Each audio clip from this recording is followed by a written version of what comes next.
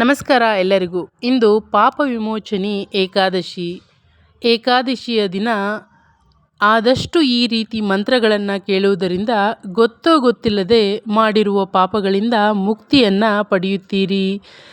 ಪಾಪ ವಿಮೋಚನೆ ಏಕಾದಶಿಯ ದಿನ ಕೇಳಲೇಬೇಕಾದ ಸರ್ವದೇವರ ವಿಠಲ ಪವಾಡ ಮಂತ್ರ ಅಂದುಕೊಂಡಿದ್ದು ಕೇಳಿದ ಕೂಡಲೇ ಫಲ ಕೊಡುವ ಅತ್ಯಂತ ಶಕ್ತಿಯುತ ಮಂತ್ರವಾಗಿದೆ. ಮನಸ್ಸಿನಲ್ಲಿ ಏನಾದರೂ ಬೇಡಿಕೊಂಡು ಮಂತ್ರವನ್ನು ಭಕ್ತಿಯಿಂದ ಕೇಳಿಸಿಕೊಳ್ಳಿ. ಸಹಸ್ರದಳ ಪದ್ಮಸ್ಥಂ ಸರ್ವಾಭರಣಭೂಷಿತಂ ಸರ್ವದೇವ ಸಮೋತ್ಪನ್ನಂ ಓಮಿತಿ ಜ್ಯೋತಿರೂಪಕಂ. ಸಹಸ್ರದಳ ಪದ್ಮಸ್ಥಂ ಸರ್ವಾಭರಣಭೂಷಿತಂ ಸರ್ವದೇವ ಸಮೋತ್ಪನ್ನಂ ಓಮಿತಿ ಜ್ಯೋತಿರೂಪಕಂ. ಸಹಸ್ರದಳ ಪದ್ಮಸ್ಥಂ ಸರ್ವಾಭರಣಭೂಷಿತಂ ಸರ್ವದೇವ ಸಮೋತ್ಪನ್ನಂ ಓಮಿತಿ ಜ್ಯೋತಿರೂಪಕಂ. ಸಹಸ್ರದಳ ಪದ್ಮಸ್ಥಂ ಸರ್ವಾಭರಣಭೂಷಿತಂ ಸರ್ವದೇವ ಸಮೋತ್ಪನ್ನಂ ಓಮಿತಿ ಜ್ಯೋತಿರೂಪಕಂ. ಸಹಸ್ರದಳ ಪದ್ಮಸ್ಥಂ ಸರ್ವಾಭರಣಭೂಷಿತಂ ಸರ್ವದೇವ ಸಮೋತ್ಪನ್ನಂ ಓಮಿತಿ ಜ್ಯೋತಿರೂಪಕಂ. ಸಹಸ್ರದಳ ಪದ್ಮಸ್ಥಂ ಸರ್ವಾಭರಣಭೂಷಿತಂ ಸರ್ವದೇವ ಸಮೋತ್ಪನ್ನಂ ಓಮಿತಿ ಜ್ಯೋತಿರೂಪಕಂ. ಸಹಸ್ರದಳ ಪದ್ಮಸ್ಥಂ ಸರ್ವಾಭರಣಭೂಷಿತಂ ಸರ್ವದೇವ ಸಮೋತ್ಪನ್ನಂ ಓಮಿತಿ ಜ್ಯೋತಿರೂಪಕಂ. ಸಹಸ್ರದಳ ಪದ್ಮಸ್ಥಂ ಸರ್ವಾಭರಣಭೂಷಿತಂ ಸರ್ವದೇವ ಸಮೋತ್ಪನ್ನಂ ಓಮಿತಿ ಜ್ಯೋತಿರೂಪಕಂ. ಸಹಸ್ರದಳ ಪದ್ಮಸ್ಥಂ ಸರ್ವಾಭರಣಭೂಷಿತಂ ಸರ್ವದೇವ ಸಮೋತ್ಪನ್ನಂ ಓಮಿತಿ ಜ್ಯೋತಿರೂಪಕಂ. ಸಹಸ್ರದಳ ಪದ್ಮಸ್ಥಂ ಸರ್ವಾಭರಣಭೂಷಿತಂ ಸರ್ವದೇವ ಸಮೋತ್ಪನ್ನಂ ಓಮಿತಿ ಜ್ಯೋತಿರೂಪಕಂ. ಸಹಸ್ರದಳ ಪದ್ಮಸ್ಥಂ ಸರ್ವಾಭರಣಭೂಷಿತಂ ಸರ್ವದೇವ ಸಮೋತ್ಪನ್ನಂ ಓಮಿತಿ ಜ್ಯೋತಿರೂಪಕಂ. ಸಹಸ್ರದಳ ಪದ್ಮಸ್ಥಂ ಸರ್ವಾಭರಣಭೂಷಿತಂ ಸರ್ವದೇವ ಸಮೋತ್ಪನ್ನಂ ಓಮಿತಿ ಜ್ಯೋತಿರೂಪಕಂ. ಸಹಸ್ರದಳ ಪದ್ಮಸ್ಥಂ ಸರ್ವಾಭರಣಭೂಷಿತಂ ಸರ್ವದೇವ ಸಮೋತ್ಪನ್ನಂ ಓಮಿತಿ ಜ್ಯೋತಿರೂಪಕಂ. ಸಹಸ್ರದಳ ಪದ್ಮಸ್ಥಂ ಸರ್ವಾಭರಣಭೂಷಿತಂ ಸರ್ವದೇವ ಸಮೋತ್ಪನ್ನಂ ಓಮಿತಿ ಜ್ಯೋತಿರೂಪಕಂ.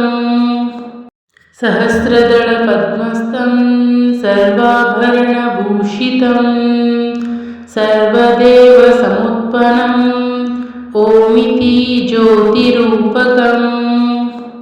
ಸಹಸ್ರದಳ ಪದ್ಮಸ್ಥಂ ಸರ್ವಾಭರಣಭೂಷಿತಂ ಸರ್ವದೇವ ಸಮೋತ್ಪನ್ನಂ ಓಮಿತಿ ಜ್ಯೋತಿರೂಪಕಂ. ಸಹಸ್ರದಳ ಪದ್ಮಸ್ಥಂ ಸರ್ವಾಭರಣಭೂಷಿತಂ ಸರ್ವದೇವ ಸಮೋತ್ಪನ್ನಂ ಓಮಿತಿ ಜ್ಯೋತಿರೂಪಕಂ. ಸಹಸ್ರದಳ ಪದ್ಮಸ್ಥಂ ಸರ್ವಾಭರಣಭೂಷಿತಂ ಸರ್ವದೇವ ಸಮೋತ್ಪನ್ನಂ ಓಮಿತಿ ಜ್ಯೋತಿರೂಪಕಂ. ಸಹಸ್ರದಳ ಪದ್ಮಸ್ಥಂ ಸರ್ವಾಭರಣಭೂಷಿತಂ ಸರ್ವದೇವ ಸಮೋತ್ಪನ್ನಂ ಓಮಿತಿ ಜ್ಯೋತಿರೂಪಕಂ.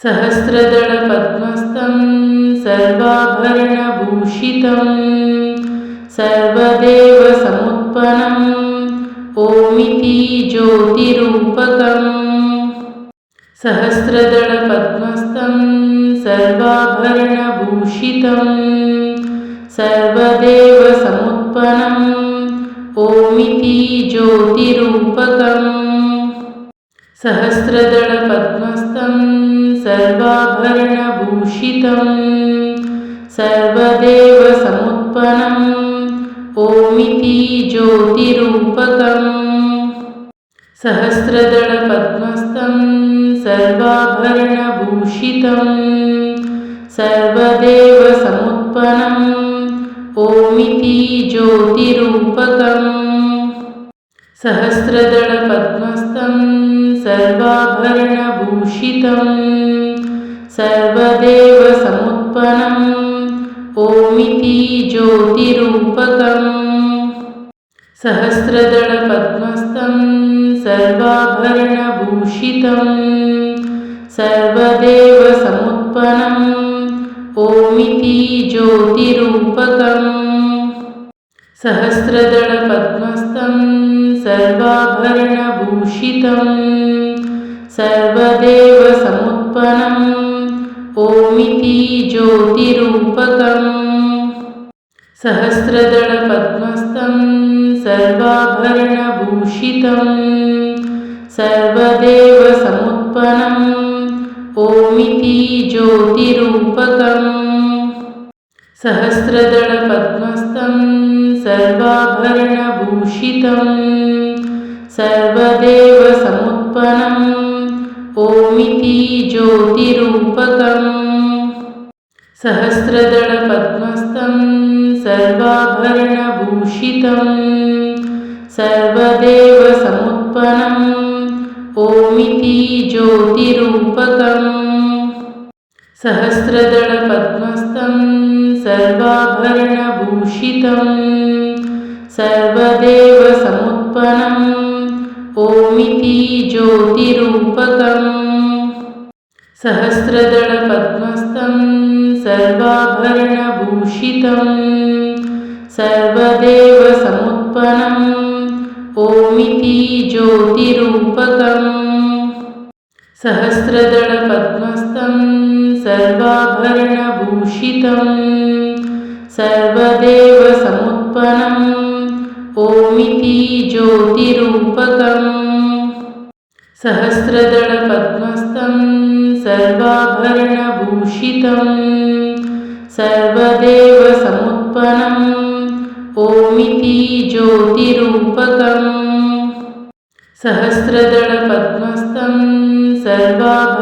सर्वाभरणभूषितम् सर्वदेवसमुत्पन्नम् ओमिति ज्योतिरूपकम् सहस्रदलपद्मस्थं सर्वाभरणभूषितम् सर्वदेवसमुत्पन्नम् ओमिति ज्योतिरूपकम् सहस्रदलपद्मस्थं सर्वाभरणभूषितम् सर्वदेवसमुत्पन्नम् ओमिति ज्योतिरूपकम् सहस्रदलपद्मस्थं सर्वाभरणभूषितम् सर्वदेवसमुत्पन्नम् ओमिति ज्योतिरूपकम् सहस्रदलपद्मस्थं सर्वाभरणभूषितम् सर्वदेवसमुत्पन्नम् ओमिति ज्योतिरूपकम् सहस्रदलपद्मस्थं सर्वाभरणभूषितम् सर्वदेवसमुत्पन्नम् ओमिति ज्योतिरूपकम् सहस्रदलपद्मस्थं सर्वाभरणभूषितम् सर्वदेवसमुत्पन्नम् ओमिति ज्योतिरूपकम् सहस्रदलपद्मस्थं सर्वाभरणभूषितम् सर्वदेवसमुत्पन्नम् ओमिति ज्योतिरूपकम् सहस्रदलपद्मस्थं सर्वाभरणभूषितम् सर्वदेवसमुत्पन्नम् ओमिति ज्योतिरूपकम् सहस्रदलपद्मस्थं सर्वाभरणभूषितम् सर्वदेवसमुत्पन्नम् ओमिति ज्योतिरूपकम् सहस्रदलपद्मस्थं सर्वाभरणभूषितम् सर्वदेवसमुत्पन्नम् ओमिति ज्योतिरूपकम् सहस्रदलपद्मस्थं सर्वाभरणभूषितम् सर्वदेवसमुत्पन्नम् ओमिति ज्योतिरूपकम् सहस्रदलपद्मस्थं सर्वाभरणभूषितम् सर्वदेवसमुत्पन्नम् ओमिति ज्योतिरूपकम् सहस्रदलपद्मस्थं सर्वाभरणभूषितम् सर्वदेवसमुत्पन्नम् ओमिति ज्योतिरूपकम् सहस्रदलपद्मस्थं सर्वाभरणभूषितम् सर्वदेवसमुत्पन्नम् ओमिति ज्योतिरूपकम् सहस्रदलपद्मस्थं सर्वाभरणभूषितम् सर्वदेवसमुत्पन्नम् ओमिति ज्योतिरूपकम् सहस्रदलपद्मस्थं सर्वाभरणभूषितम् सर्वदेवसमुत्पन्नम् ओमिति ज्योतिरूपकम् सहस्रदलपद्मस्थं सर्वाभरणभूषितम् सर्वदेवसमुत्पन्नम् ओमिति ज्योतिरूपकम् सहस्रदलपद्मस्थं सर्वाभरणभूषितम् सर्वदेवसमुत्पन्नम् ओमिति ज्योतिरूपकम् सहस्रदलपद्मस्थं सर्वाभरणभूषितम् सर्वदेवसमुत्पन्नम् ओमिति ज्योतिरूपकम् सहस्रदलपद्मस्थं सर्वाभरणभूषितम् सर्वदेवसमुत्पन्नम् ओमिति ज्योतिरूपकम् सहस्रदलपद्मस्थं सर्वाभरणभूषितम् सर्वदेवसमुत्पन्नम् ओमिति ज्योतिरूपकम् सहस्रदलपद्मस्थं सर्वाभरणभूषितम् सर्वदेवसमुत्पन्नम् ओमिति ज्योतिरूपकम् सहस्रदलपद्मस्थं सर्वाभरणभूषितम् सर्वदेवसमुत्पन्नम् ओमिति ज्योतिरूपकम् सहस्रदलपद्मस्थं सर्वाभरणभूषितम् सर्वदेवसमुत्पन्नम् ओमिति ज्योतिरूपकम् सहस्रदलपद्मस्थं सर्वाभरणभूषितम् सर्वदेवसमुत्पन्नम् ओमिति ज्योतिरूपकम् सहस्रदलपद्मस्थं सर्वाभरणभूषितम् सर्वदेवसमुत्पन्नम् ओमिति ज्योतिरूपकम् सहस्रदलपद्मस्थं सर्वाभरणभूषितम् सर्वदेवसमुत्पन्नम् ओमिति ज्योतिरूपकम् सहस्रदलपद्मस्थं सर्वाभरणभूषितम् सर्वदेवसमुत्पन्नम् ओमिति ज्योतिरूपकम् सहस्रदलपद्मस्थं सर्वाभरणभूषितम् सर्वदेवसमुत्पन्नम् ओमिति ज्योतिरूपकम् सहस्रदलपद्मस्थं सर्वाभरणभूषितम् सर्वदेवसमुत्पन्नम् ओमिति ज्योतिरूपकम् सहस्रदलपद्मस्थं सर्वाभरणभूषितम् सर्वदेवसमुत्पन्नम् ओमिति ज्योतिरूपकम् सहस्रदलपद्मस्थं सर्वाभरणभूषितम् सर्वदेवसमुत्पन्नम् ओमिति ज्योतिरूपकम् सहस्रदलपद्मस्थं सर्वाभरणभूषितम् सर्वदेवसमुत्पन्नम् ओमिति ज्योतिरूपकम् सहस्रदलपद्मस्थं सर्वाभरणभूषितम् सर्वदेवसमुत्पन्नम् ओमिति ज्योतिरूपकम् सहस्रदलपद्मस्थं सर्वाभरणभूषितम्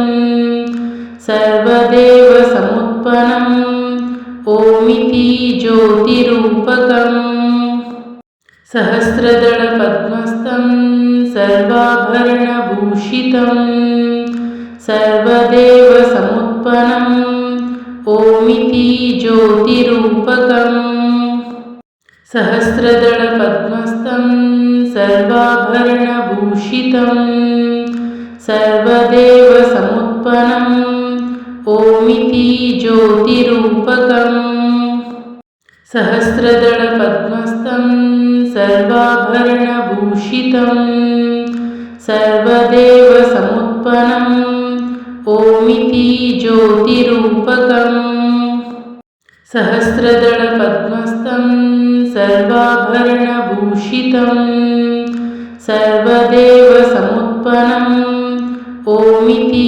ज्योतिरूपकम् सहस्रदलपद्मस्थं सर्वाभरणभूषितम् सर्वदेवसमुत्पन्नम् ओमिति ज्योतिरूपकम् सहस्रदलपद्मस्थं सर्वाभरणभूषितम् सर्वदेवसमुत्पन्नम् ओमिति ज्योतिरूपकम् सहस्रदलपद्मस्थं सर्वाभरणभूषितम् सर्वदेवसमुत्पन्नम् ओमिति ज्योतिरूपकम् सहस्रदलपद्मस्थं सर्वाभरणभूषितम् सर्वदेवसमुत्पन्नम्